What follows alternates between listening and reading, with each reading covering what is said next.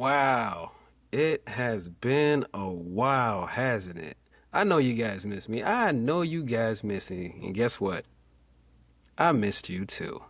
Hey everyone, welcome back to the Lubari Real Estate Podcast. And I'm talking to you out there, my LLs, that's Lubari listeners, my fellow real estate enthusiasts, and my fellow real estate entrepreneurs. I forget what I said. It's been 3 weeks, but you know I love you guys. All right, so I'm your host, Jason Labari Olds, and this is the Labari Podcast where we deep dive into the world of multifamily real estate investing, mindset, business growth, and all the moving pieces in between. So, whether you're a seasoned operator or just getting started, I'm here to help guide you on your journey towards financial freedom and generational wealth. Now, today's episode, this one's for all my spreadsheet warriors, all my analysts, and all my detail lovers. You know who you are. You love underwriting deals, breaking down T12s, inputting pro forma assumptions, and calculating IRRs.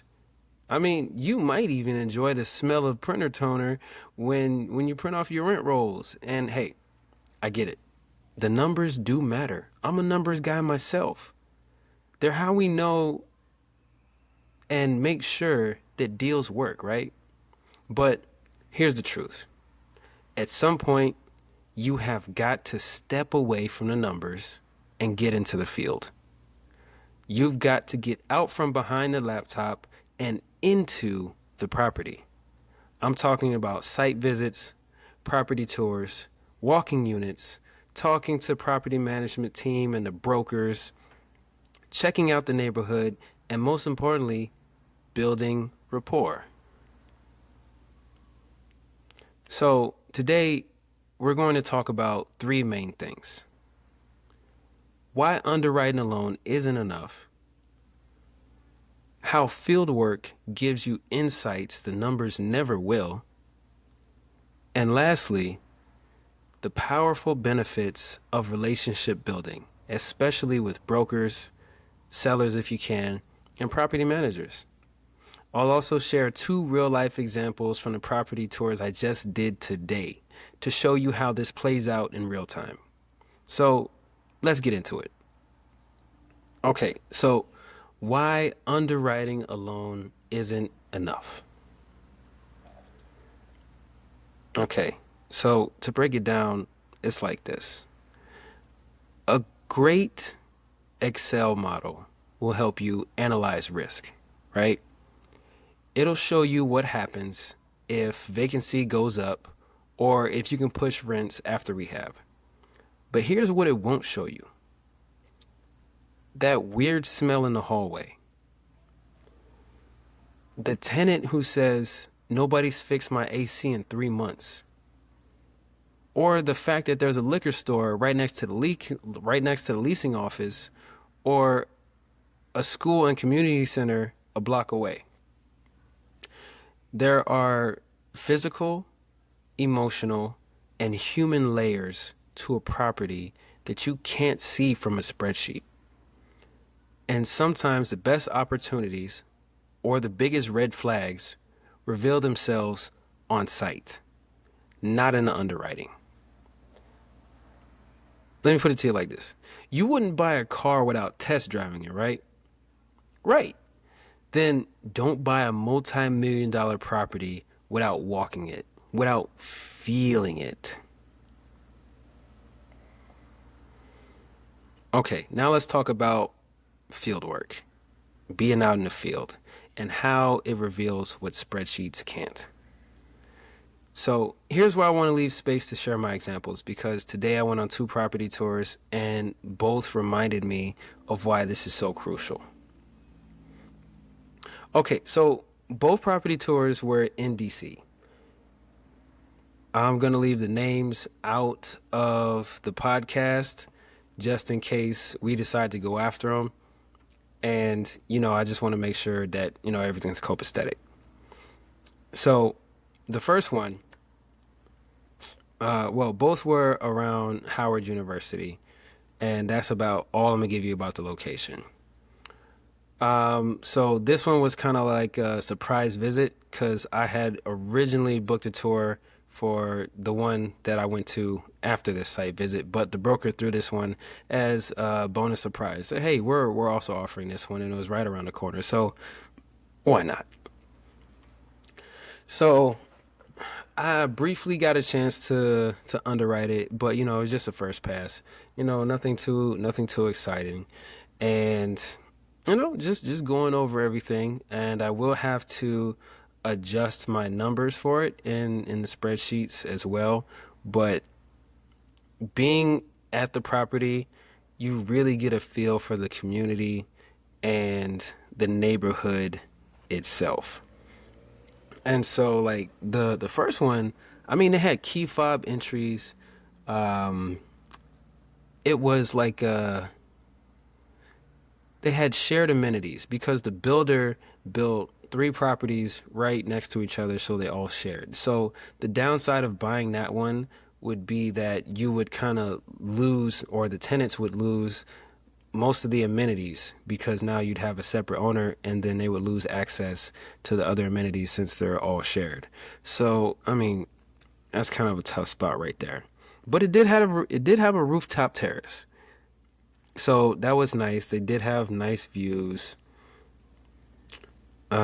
Weird thing is like it was a 74 unit, but it only had 30 parking spaces, which can also be a positive because I mean you can charge about $300 per month per parking space. So I mean hey, that's fine with me. That is fine with me because it is located in DC where parking is hard to find. So I mean, first come, first serve. All right, and there also was a mix of affordable units in there. So I mean, kind of take that where it is. It's mostly guaranteed rents, but you also have to make sure that you're doing your tenant screening.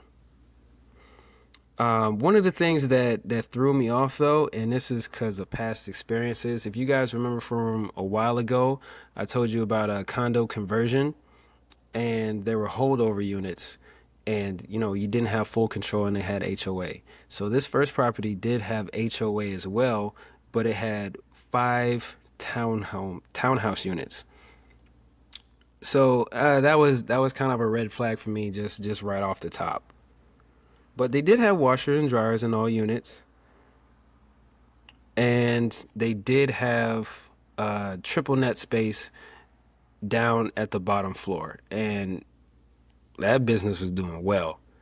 I mean, it was a whole salon down there, and business was booming on a Monday afternoon. So I was like, okay, okay, that's guaranteed money right there. So you don't have to worry about that one. And they've been there for 11 years. So they're doing really great. And then I also got the CFO date for that one. For those of you that don't know, the CFO is call for offers. So that is the deadline for you to put in your offer for that property. All right. So with that being said, that was kind of like my aha moment on, how being on site either confirmed or challenged what I thought from the data. And, the first one was, I mean, kind of just like a freebie. So I wasn't really expecting too much, but it was a good experience. It was a good experience. And the property wasn't too bad. They're both in like fantastic locations. Like right across the street, there's a there's a Giant, which is a grocery store out here in this area, and I mean, that's perfect. You can walk right across the street, get your groceries, come back. And there were like plenty of other stuff, other locations, coffee shops, a couple bars, and historic places close by as well. So the area is great, and they're doing like a lot of renovations there as well. Okay, so now for the second property. Now, this one I'm not going to focus so much on the property, but I'm going to focus more on the rapport and the relationship building. So, walking this property, we did have the pleasure of having the property manager on site with us. So she was a huge help in, getting all the information that you can't get from the OMs or from websites and stuff, because that she's boots on ground every single day. And she knows the tenants, she knows the area, and she was ready with an answer for any question that I had, and I greatly appreciate that. And also with the broker as well, we got time to talk about, personal things. Like, we both like going to the range and stuff. We both like sports. So he's a Commanders fan, I'm a Falcons fan, and we got to chit chat about that a little bit. So it's really good getting to know the brokers on a more personal side. So that way, like, you're not just another investor showing up. You're a person. You're a real person. And that really helps build that relationship. And, walking the property, I mean, we got to, just by asking questions and telling each other about what we see and what's going on, we get to see like a feel for each other's knowledge in the industry. So he would ask me questions, and I would ask him questions. And you can see that it's like, okay, so we started developing this mutual respect for each other, because we've been in the industry for a while. And it's like, you don't have to explain anything. It's just like, okay, what do you think about this? Boom. Okay, I noticed this about the property. Where did this come from? Boom, boom, boom. And it's just a great feeling. And you really gain a lot of insight from face-to-face interactions versus, just talking over the phone or even doing a virtual tour. So this shows how relationships and fieldwork work together to position you better as a buyer. And by the way, I will say the second property, the feel of it was was fantastic. It felt like I would love to live there. I would love to be a tenant there. All of the tenants were great. The ones that I saw coming in and out, all of the staff that worked there said that they loved the people and that the area was great too. So, those are other things. And then I asked them each what they loved about the property. And then they gave me honest answers, and you can see their faces light up when they were speaking about it. And that's another good sign. If it feels good, then take a deeper look into it. Like, trust your gut. In this business, it's very important to trust your gut. And going back to it, we'll look at how relationships move deals forward. All right. And that brings us to my final point, which I mentioned earlier, which is rapport building. So when you show up in person, you go from being another buyer on a spreadsheet to a real person with real intentions. And brokers take you more seriously. Property managers open up, and sellers get more comfortable. When you walk a property, you're not just inspecting walls or windows, you're planting the seeds of trust with every step that you take. And let me tell you, one of the properties I toured today, I can see the broker's demeanor change when I walked in and said, thanks for meeting me. I've been excited to see this one in person. And we talked a little about financing, we talked a little about the market, but we also talked about family, we talked about goals and mutual connections. And these kinds of conversations stick. And when it comes time to negotiate, they'll remember that you showed up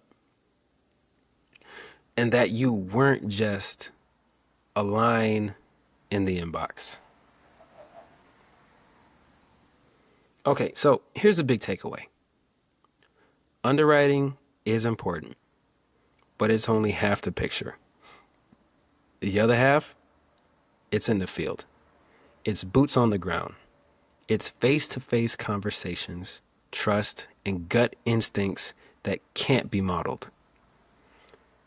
So, if you're looking for a competitive edge in today's market, it's not just about who has the best deal analyzer, it's about who shows up, who listens, and who builds real relationships. So, close the laptop, book the tour, shake the hand, and walk the units. Because that's where the real insights and the real deals are hiding. And now we move on to my favorite part of the podcast where we talk about what real estate can do for you. And if you guys know me, I'm very family oriented. So one of my favorite cousins is moving from the area. She's moving to Dallas. So ever since my father passed away, I've been handed the title of family mechanic. So she needed a tow hitch installed on her car, and she called me right up and went over there and I installed it. And you know how I know my cousin loves me? She said, "You hungry?" I said, "Yeah, I'm hungry."